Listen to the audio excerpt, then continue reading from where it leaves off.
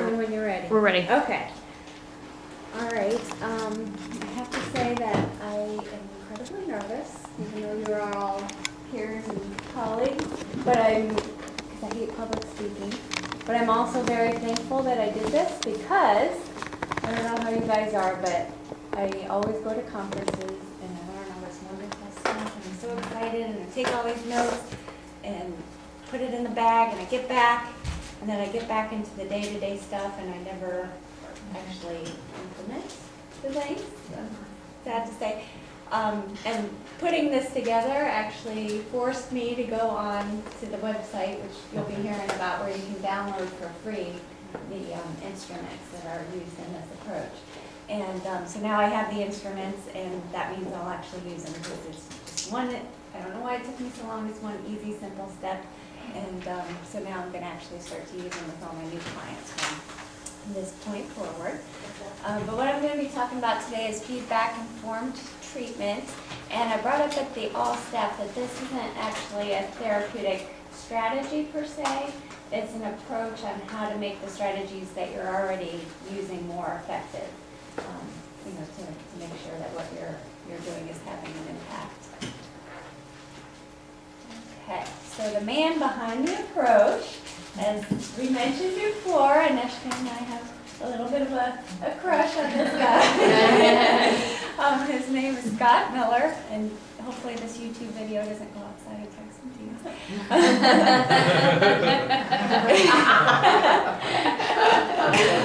He is. It's funny, not so much the fact that physically as you'll see, but just the personality. And I was able to find a short YouTube clip to give you just a touch of his sense of humor and the way he presents things. But he's the co-founder of the International Center for Clinical Excellence. And what this is a worldwide network of practitioners, healthcare providers, educators, and researchers dedicated to promoting excellence in behavioral health care services. And I listed the web page on there, and that's also where you can find the instruments that we'll be going over.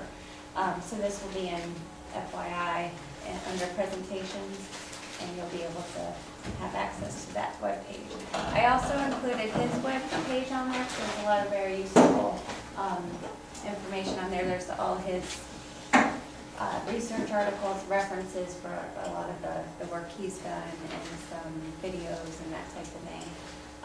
And he does make sure to point out to the D, Scott D. Miller, because apparently there's this really good guitar player that's Scott Miller, and if you just type in that, that's what you'll get. All right, he's written many professional books and publications. The most famous one has been The Heart and Soul of Change, Delivering What Works.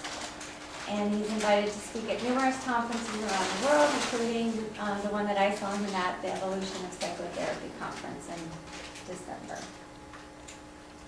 Okay, so we have a 5-minute clip of him giving the beginning of my presentation, but he's much more entertaining than I am, so I figured it's very helpful. Oops, thank you. The third one over. Third one. You have to make it bigger? Of course not.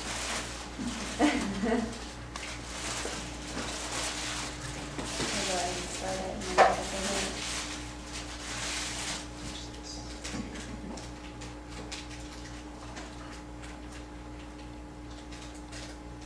So this is him speaking at a conference. Oh, he's cute. I encourage you all, if he's at a conference that you're attending, to see him. It's just, he's a dynamic speaker. This just gives like a small glimpse. The excellence at the work we do. And so before I talk about the steps to excellence, I want to give a nod to how effective we already are. Take a look at the data here. Whoa, that was loud. If we take a look, and we have the slides up here, and we look at just the facts at our work, what we do in our work, and in the studies we do. Most studies of psychological treatments conducted over the last 30 years, the average treated person is better off than 80% of the untreated sample in most studies. Just take a moment and let that sink in. This is the way researchers speak to each other. They did not say that we had an 80% success rate, right? They're always comparing the treated group to the untreated group. So in a room full of untreated people, the one person who gets your care is going to be better off than 80% of those who did not. Are you with me here? This is a phenomenal effect size. It is equal to coronary artery bypass surgery. Is that amazing? It is 4 times the effect of fluoride in water. It's 27 times the effect of aspirin as a preventative for heart disease and stroke. We should put you guys in the water, is what we should do. Right? You just turn on the faucet, a little therapist pops his head out, says, hey, how the hell you doing? Right? What you do really does work. It works really quite well. And in fact, if you look at data from randomized clinical trials, the average clinicians, if we can go back to the slides here, average clinician achieves outcomes on par with success rates in tightly controlled randomized clinical trials. This is very good news because most of the people you work with don't look like the people that are in randomized clinical trials. This is something I'm going to promise you because in those studies, even though they've made some progress, typically the clients in those studies are limited to a single diagnosis or problem. And so here, you're working with so-called messy clients, clients where comorbidity is the rule, and again, the data is really quite positive. What you do on a day-to-day basis works, it works quite well, and what is the pièce de résistance for me is that you accomplish these effects with a far more tolerable side effect profile. If there were an ad for what you do on TV every day, it wouldn't have to be followed by a 1-minute caveat that said, may cause diaphoresis, sweating, dry mouth, your hair to fall out, or an erection lasting 4 hours. Because let's face it, if your work causes an erection lasting 4 hours, that was probably the point of the work that you're doing. What you do really does work. It works really quite well. There's no question about it. And if we don't start here, then when I start to talk about excellence, it can be quite discouraging. So let's just assume that we've all entered the Olympic trials. You've made it through the trials. You do good work with your clients. Would you do me a favor and turn to the person next to you, shake their hand and say, dang good job. Would you do that?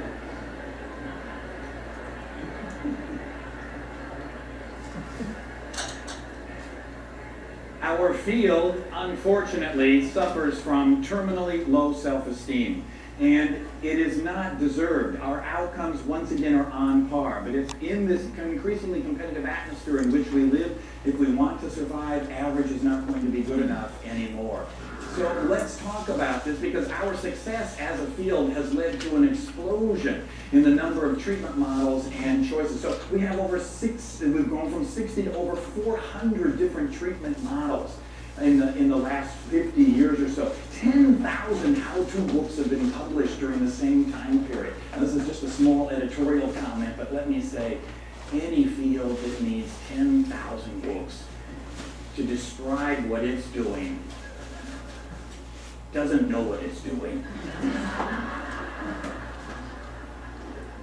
But from the surface of it, just the number of books makes you impressed. It has to make you impressed, really. In addition, 145 manualized treatments for 51 of the 397 possible diagnostic groups in the DSM. If you go to the SAMHSA.gov website, listing lots and lots of different treatments that we can use. And again, from the outside, if somebody were to come from another planet, you would have to agree we've made a huge amount of progress. Okay, so it's starting with the good news there. All right, I just want to give another side note, having nothing to do with the presentation, but one of the things that it's funny that he talks about is treatment planning and how it's so difficult the way that we're required to write treatment plans by the monitoring bodies and having to get the client to understand a measurable. So he goes through this little routine of what would you like to get out of this? Oh, I'd like to be happy. How will we know that you're happy? Well, I'll be happy. I'll be smiling more.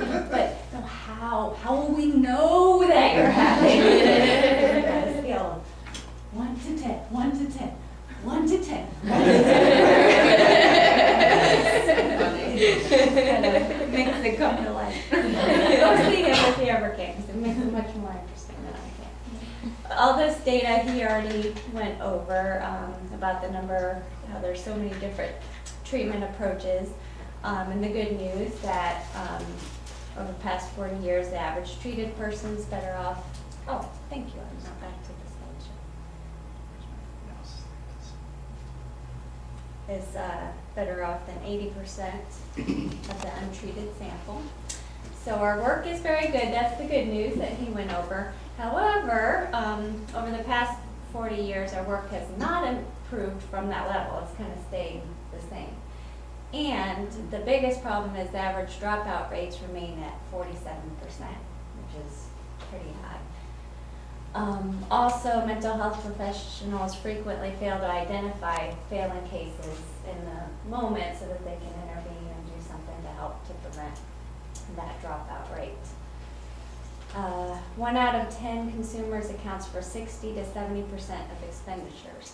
And we can kind of see that Jeff's shaking his head over there. We all have those clients that, kind of suck all the time and are here for a really long time, and they're taking, maybe not making much progress, and they're taking away a slot from somebody that could take that slot and make some progress. So you gotta kind of look at if change isn't happening, what can you do about it? And so this is a way to be able to do that. Like he mentioned, with the changing times and the worldwide trends in behavioral health, they're expecting us to do more with less. There's, with the insurance companies, a lot of times they're giving fewer and fewer sessions and more pressure to, as it says on the bottom, increased demand for accountability to show the results from what you're doing with the evidence-based treatment. And I know with our funding sources, they've always cared about the outcomes, but it's becoming more and more of an issue as the resources are getting less to be able to demonstrate that what we do has an impact. Okay, so as we mentioned, through studies of treatment effectiveness, things were effective. However, there's little or no difference in outcome between professionals, students, and paraprofessionals. And the effectiveness of the average helper plateaus early on, they found. So that means that somebody that's in school just learning how to do it is equally, sometimes, some people are just as effective as somebody who spent 20, 30, 40 years practicing this stuff. And does anybody have any ideas of why that might be? Enthusiasm? Their energy. Okay, good, yeah.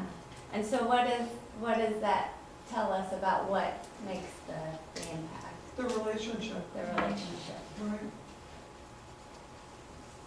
So as most of us know, a large variance of change in therapy is the therapeutic alliance. Over 1,100 research findings demonstrate the power of the relationship in treatment success. And in a lot of these studies, it shows that 60% of the change is due to the alliance, 30% due to allegiance, and only 8% is due to the model and technique. So, it's important to know your model and your technique, but there's got to be some other energy going into these other aspects. And how many of us actually methodically assess how we're doing in the area of therapeutic alliance? Okay, so through research that they started to do to see what made these people that tended to be more effective than others, they found that some therapists consistently achieved better results than others. Normal therapists or your average therapist had a 50% change rate, whereas the best therapist had about a 70% change rate. The differences between therapists consistently accounts for 5 to 9% of variability in treatment outcome. The differences are there regardless of its constant for competence level and when the treatments are manualized. So what this means is when they're manualized, it's step by step what you do, but yet there's still differences in the treatment outcome. And some related to age, gender, caseload, theoretical orientation, social skills, professional degree, years of experience, and time spent conducting therapy. So, what makes them super shrinks is the term that they coined. And they did a study, you can see it referenced there, the study of super shrinks, development and deliberate practices of highly effective psychotherapists. And through these studies, they found that the people that consistently performed better spent several hours per week. Well, this is going to keep coming up, isn't it? Seriously engaging in activities related to improving their therapy skills deliberately. And by deliberately, they mean consciously and intentionally. So what does deliberate practice involve? It involves working hard at overcoming automaticity, just kind of using the same approach with every client just because it's something that you feel comfortable with. It involves planning, strategizing, for each client, taking some time before the session to think out what you're going to do for that client that particular day. And then I underline tracking because that's a big part of this approach, reviewing and adjusting plans and steps. So you track every session what the outcome is, how they're doing in treatment, and then make adjustments accordingly. And we'll get into that a little bit in a little bit. Consistently measuring and then comparing performance to a known baseline. So FIT, feedback informed treatment, they came up with this to be able to give therapists a structured way and an easy way to be able to build this into our practices. Okay, so before we get into the FIT tools, let's just go over some basics of the Therapeutic Alliance, which this is kind of basic stuff here. But there's three, and I couldn't find a picture of a stool that he uses with 3 prongs, but you can kind of think of a 3-legged stool. And these are the 3 things that make up that Therapeutic Alliance. There's got to be agreement between the client and the therapist on their goals, which we do really well at trying to do. Meaning and purpose. Are we working on what they actually came here to work on? Agreement on the means or methods. So does your approach that you're using fit with the client? Certain clients fit better with different approaches. And then the client preferences, how they would like to be seen by us. So, and he makes it clear, very similarly to the presentation that Aneshka did on clients with different levels of cooperation, that alliance is not the client's responsibility. We have the tendency to, and I do it too, that if they're not connecting, to say, oh, they're so resistant. But it's really our responsibility to work on connecting, and if not, then to refer to somebody else.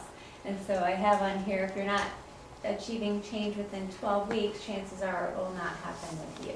It doesn't necessarily mean there's anything wrong with you, it's just there's not that alliance for some reason, and maybe it can be developed with somebody else.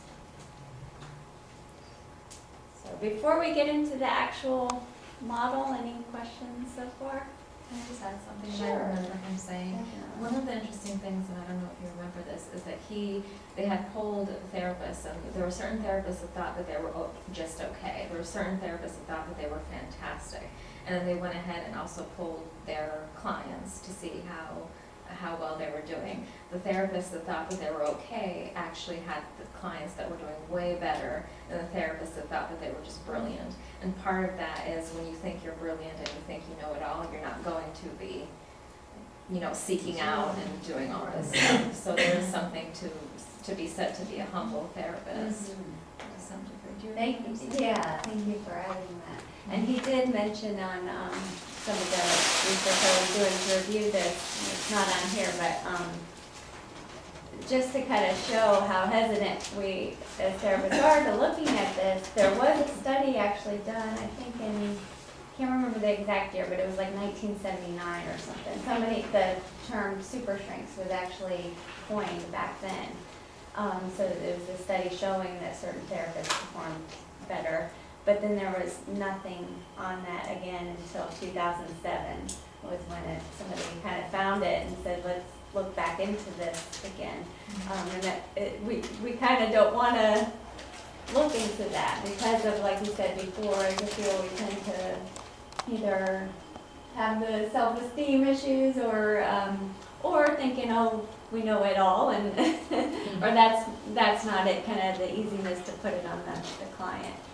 So it is helpful to be humble and to kind of look at areas for improvement. All right, so there's 3 steps for becoming fit, and this is just the overview, and then I'll get into them a little bit more in detail. So you want to create a culture of feedback, making it where they feel open to giving feedback. You want to integrate the alliance and outcome feedback into your clinical care. And if you're not going to use the feedback, don't even get it. He points out that you don't want to use the scales as bookends, because you get one at the beginning, one at the end. But don't do it if you're not going to actually use the information. And then lastly, learn to fail successfully.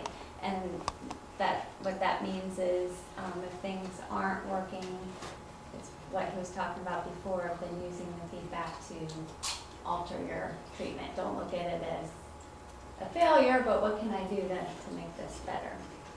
Okay, so how do you create a culture of feedback? When they come in for the very first appointment, and that's why I'm excited, because I have my first new person this afternoon that I'll be able to use this now that I actually have the scales. When they come in, you want to provide a rationale for seeking their feedback regarding outcome. And he gives guidelines of what to say at that first session. So you'd say something like this: I work a little differently than you might be used to if you've been to a therapist before. If we're going to be helpful working together, you should see signs sooner than later. If our work helps, we can continue as long as you like. If our work is not helpful, we will seek consultation. And you wouldn't say this to the client, but typically between session 3 and 4, which we'll get into a little bit why you would want to do it so soon, you would seek consultation for supervision, that type of thing. And consider a referral. That would be if 8 to 10 weeks you've gotten consultation, made some changes, and there's still no impact. You would really want to be looking at a referral or transfer. Okay, so we are going to switch over to the scales here. And I can't, unfortunately, just save these in FYI, or I don't feel comfortable doing that, because the way he has it set up on his web pages is free. You download them, but you do have to sign this form to be able to, legal things, since it's their scale. But I did include the web page on here where you guys can go download it. And as you see, it's a real simple scale. You would give this at the beginning of that first session after you give that little intro. Real simple scale. It says, looking back over the last week, including today, help us understand how you've been feeling by rating how well you've been doing in the following areas of your life. Where marks to the left represent low levels and marks to the right indicate high levels. And it measures how they're doing individually, interpersonally, social, and overall.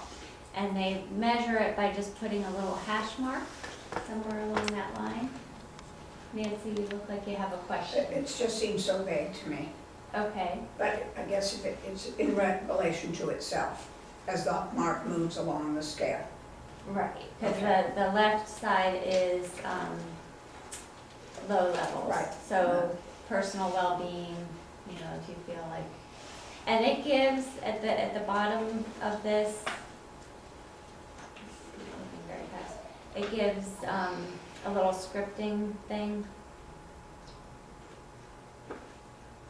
Sorry, it's loading. Of kind of if they're asking for more information about, what do you mean personally, it kind of gives you a guideline on how to do that.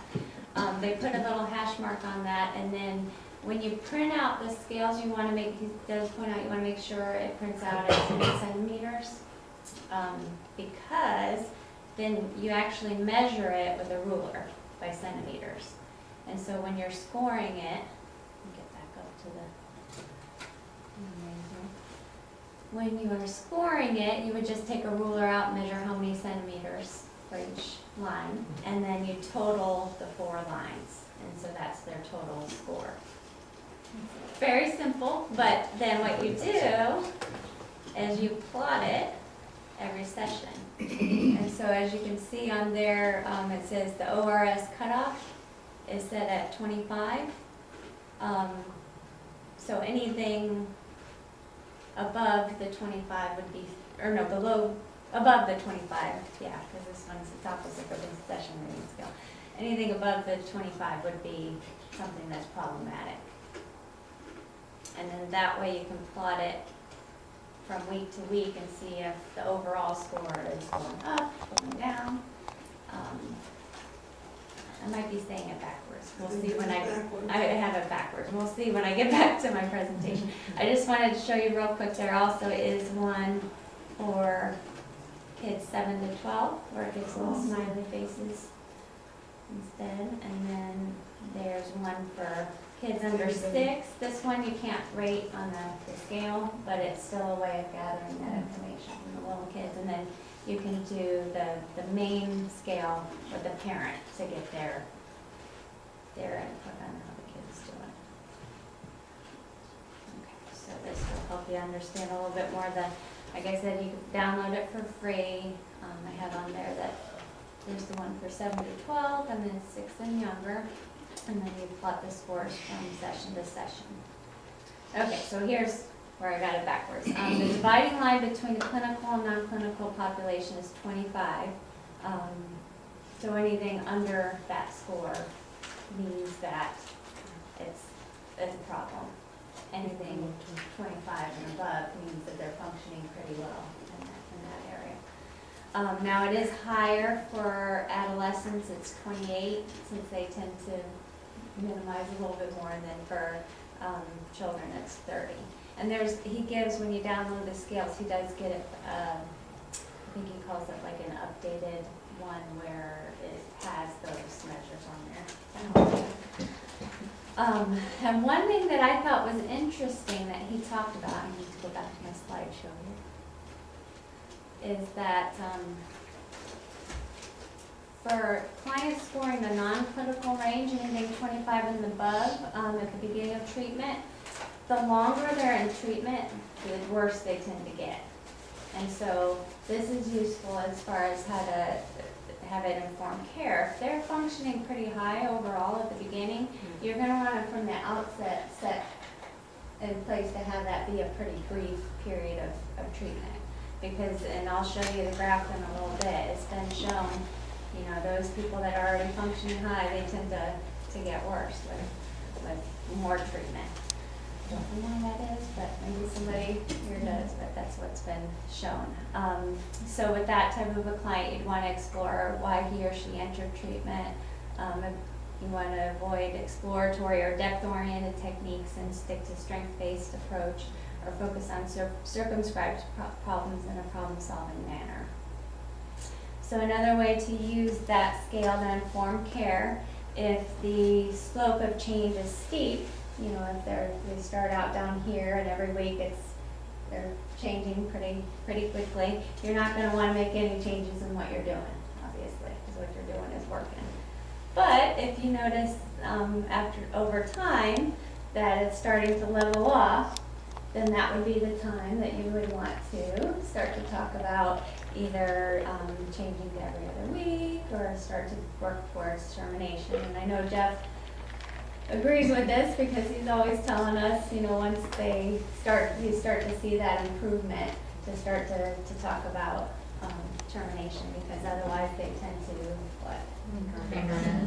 either linger, but I heard something else, go backwards, become a bit of a dropout is a big thing. Like you're thinking, okay, 3 or 4 more sessions, and then all of a sudden they stop showing up. But they know that they're ready. I don't know if you. Well, and from a business perspective, it's not a good use of your time. Right. Because they're not coming. Right. So like I was saying at the beginning, you could be using those resources to help a new person that's, you know, starting off at that low point. I do think it's interesting that schools kind of, it's a little different situation because we are with them for a certain amount of time through their school. It's probably something I need to talk in supervision about or something, but there's a certain amount of time they're gonna be there in that school with you, and it's terminating is a little different Well, situation. you specifically deal with the EBD population, so that's Right. that's a different population. They than would I be think we're four in talking the about. 25 or higher probably at the beginning. Well, they may, but it wouldn't be realistic. Okay. Right. Oh, somebody did ask at the, and that's why I wanted to find videos of him actually demonstrating, because in his workshops, he demonstrates with a client the methods. And I couldn't find anything, you actually have to pay for the videos to, to show that, but, you know, somebody had asked, what if the person is somebody who's there because they don't want to be? And, you know, somebody on probation or because their parent wants them to come, a teenager, and he said, you know, you can get their input on there, but then also say, you know, it seems like you feel like you're doing really well. What do you think, how do you think if your probation officer rated it? Where would she rate those things? Or where would your mom rate those things? And they might still give you something that's not close, but typically they will say it from their perspective, from the other person's perspective. And then you can talk about, okay, so what do we need to do to get it so they see that you're ready to. Did he mention at all whether this also works with a population that has been abused?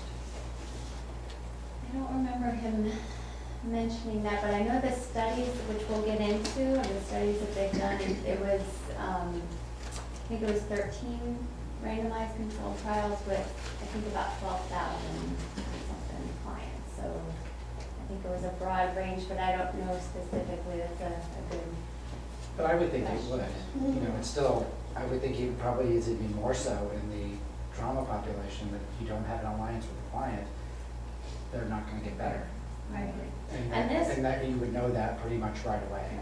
Yeah, and this form is actually not measuring the He's not lines for the saying- outcome, but. It's not necessarily saying that you should only see clients 12 times. No. Right. No, No. definitely. No. And actually, that's on one of the further slides, that as long as you're seeing meaningful change, he says, and that and the client wants to keep coming, and we're seeing meaningful change, both of those things are there, keep meeting with them. It's just when you start to see that they've made progress, but they've plateaued. Right. I think there's a perception too, the difference of sometimes the clients that have been abused and their parents and their expectations, so that could be something too. Okay, John, let me so, just interject here. Does someone have the sign-in sheet? It was on the table, and I think you should be passing it around just to be sure that it gets signed. Sorry. Thanks so That's much. okay. Okay, so when the rate of change lessens, like I said, or if there's a plateau, then decrease the dose and or the intensity, or maybe talk about ending. Okay, so here's the graph that I was telling you about, where it says there's diminishing returns in treatment as time and treatment lengthens. So typically, it says 20 to 40% of the clients improve within 1 to 3 weeks. 35 to 65, does that say? My glasses, I can't see. 35 to 65% improve in 1 to 7 visits. And then after that point, there's a course of diminishing returns as treatment timeline. So if we're reading that correctly, at the 26-week mark is really where you have, there's almost no change from 26 weeks to 104 weeks. Right. Yep. So, and keep in mind that if somebody closes, like we might think, oh, but there's still this to work on, or there's still this to work on, but yet whatever they came in with to work on, what they wanted to work on, that's resolved. And so it doesn't mean that if they end, they can't come back. If there's other areas that they see, and that, you know, kind of honors them for making that improvement. Okay, so consider changing the focus type, dose, or intensity when the slope is flat, uneven, or decreasing early in care. And then we already talked about that next one. And then you might wanna, like I said, if there's no change, even at that beginning, since in the beginning is where you typically see a steep, thing, that at the beginning, you might wanna talk about, the type, location, or provider of services. You might wanna, it does mention on there, add in additional services, like we do here, maybe adding in a group or adding in some family sessions. So anyway, it's just a way for you to plot and kind of review every week and see, is this helping? If not, let me brainstorm what needs to happen here, or what are some things that I can do. I will add, because I just ran this data, that 90% of our clients are seen here less than 26 times. Awesome. So we're within Less than half a year. Less than half. 90% of our clients are seen less than 26 times. So we're following that model, that's great. Okay, and So like 10% this, goes back to that number, it costs the most. yes. Those are the ones you remember. The 1 out of And they usually 10. end up discharging as failed. Right? It's what I find, or not That is successful. funny, because it said 1 out of 10 take up our resources, and it's 10%. Okay, so like I said before, you want to see the client as long as there's meaningful change and they desire to continue. Jen, what about the client who you really are supporting in a difficult life? Would you be expecting that you would see changes ongoing if it was more like maintenance support type counseling?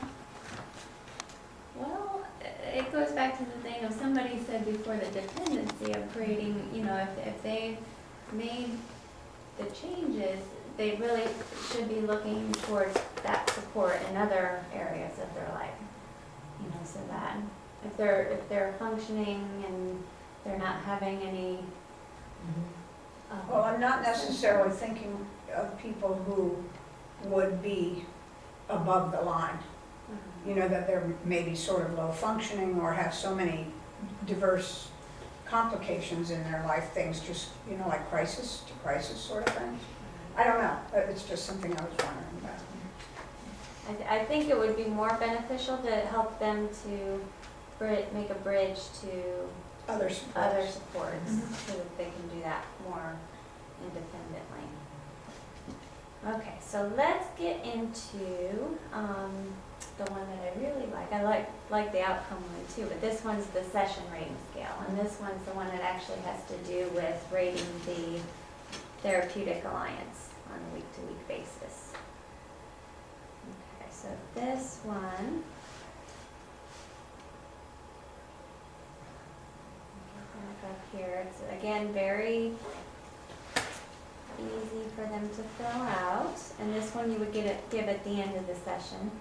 And he gives some prompts of what you would say, which I'll get back to that on the slide.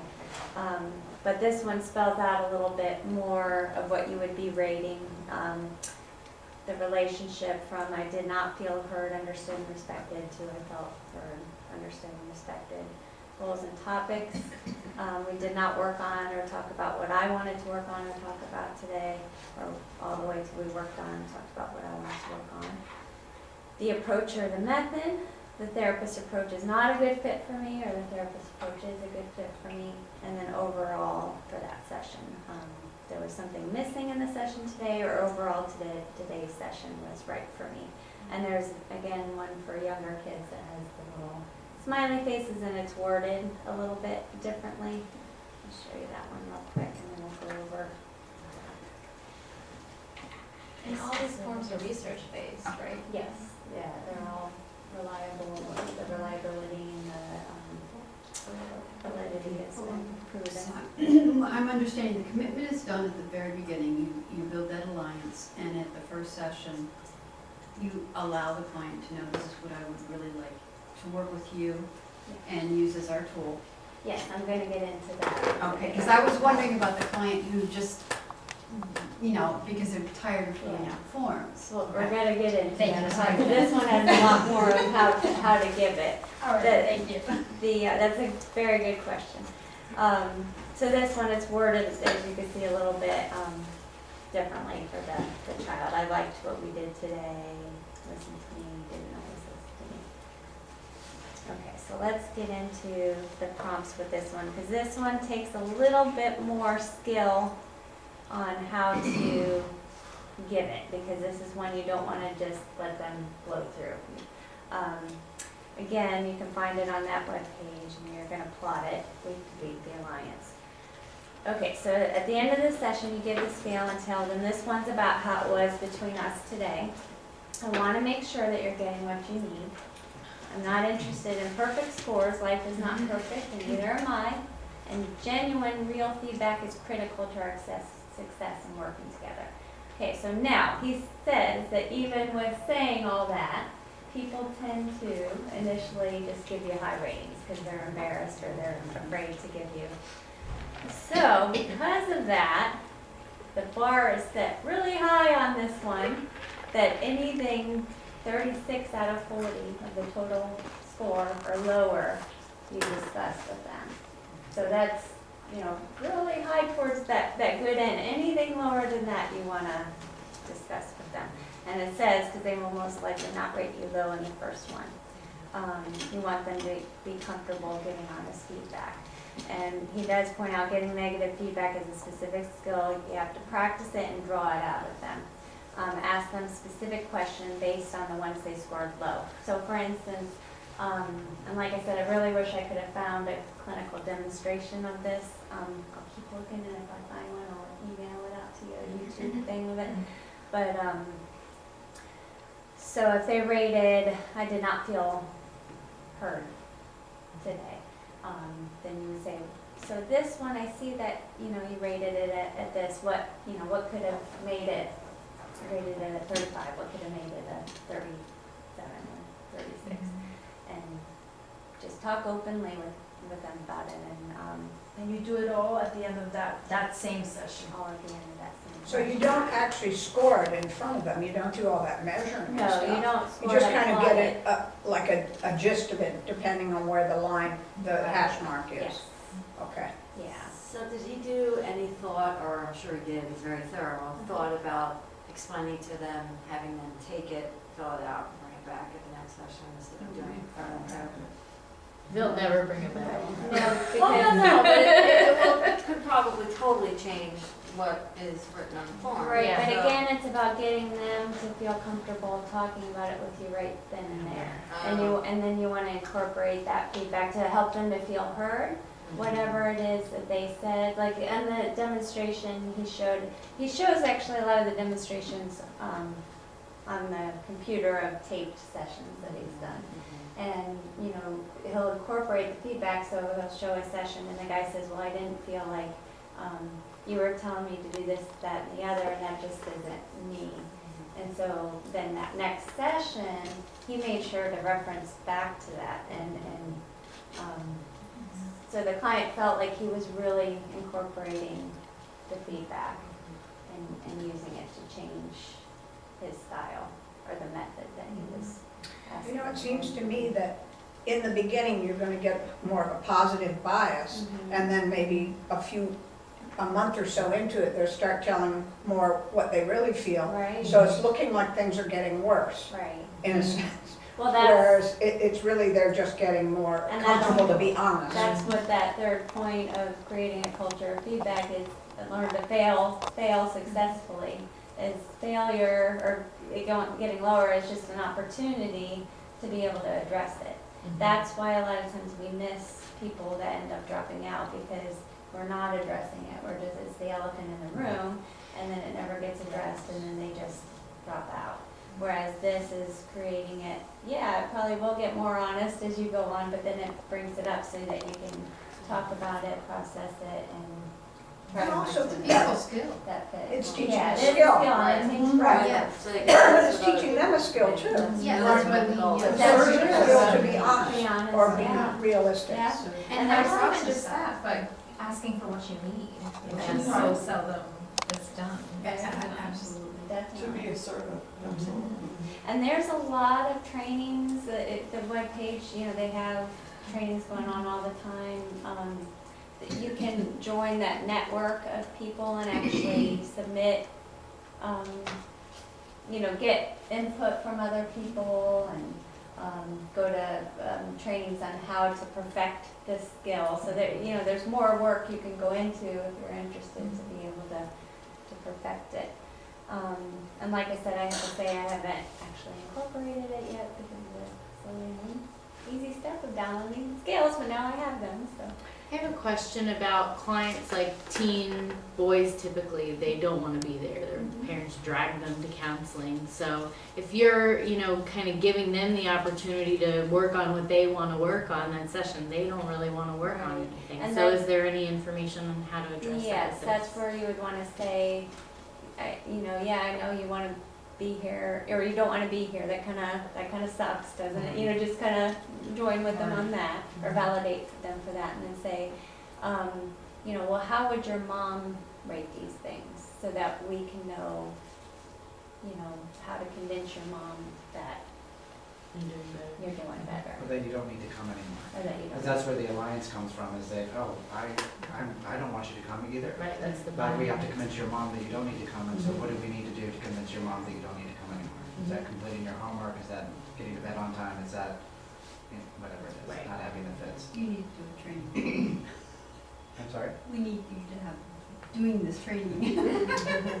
Not this one, but one like that. Like that. All right, so one thing you can say to help is you may think it's something too small to mention, but bring it up anyway.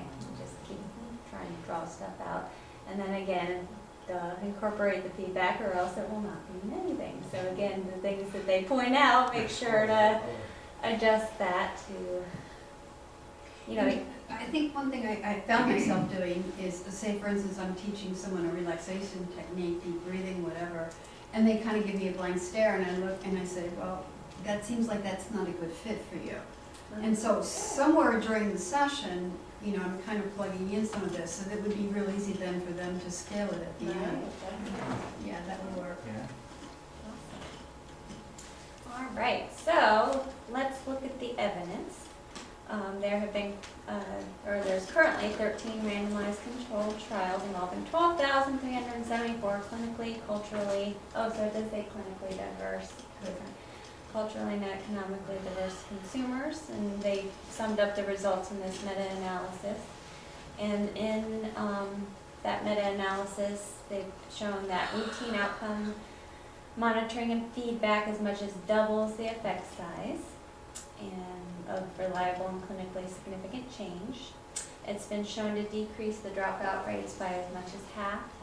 It's been shown to decrease deterioration in therapy by 33%. And do you have to start this from the first session, or can you start this maybe from the second or third session if it's almost a brand He new client? recommends doing it from the first session, so that's why. That's what the studies are based off, Yeah. so you don't know if there are any studies with it halfway, so you don't really know. I mean, a lot of the first Right. session Second is intake session. anyway. But logically, feedback is feedback is Yeah. feedback. I mean, I can't understand why it would be, Why it would hurt, I mean, at least from those other variables as dropouts and decrease in deterioration. Especially since so much of the first session is intake anyway. Right, but, But the alliance is developed in that first session. Yeah. You know, how much do they feel like they've been heard? I just don't think this is gonna be invaluable. Yes, If, you know. Right, I don't think it would hurt, it might not be as helpful as doing it from the get-go, but Yes. I don't think it would hurt things. Okay, it's been shown to reduce hospitalizations and shorten length of stay by 66%. And so obviously with all those things, it significantly reduces the cost of care. Right, so it also fits the evidence-based practice guidelines, and these are from the task force recent report. This is the definition in the evidence-based practice task force report.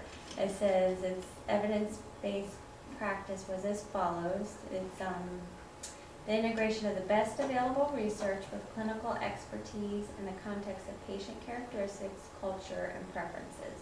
And then the important part is in that definition, it further spells out that clinical expertise also entails the monitoring of patient progress and changes in patient circumstances that may suggest the need to adjust the treatment If progress is not proceeding adequately, the psychologist alters or addresses problematic aspects of treatment. For example, problems in the therapeutic relationship or in the implementation of the goal of the treatment.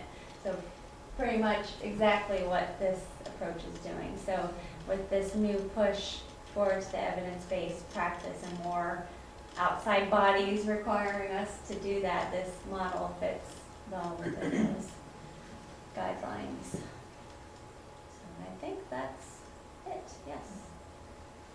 I'm so glad that you did this, Jennifer, because I remember being at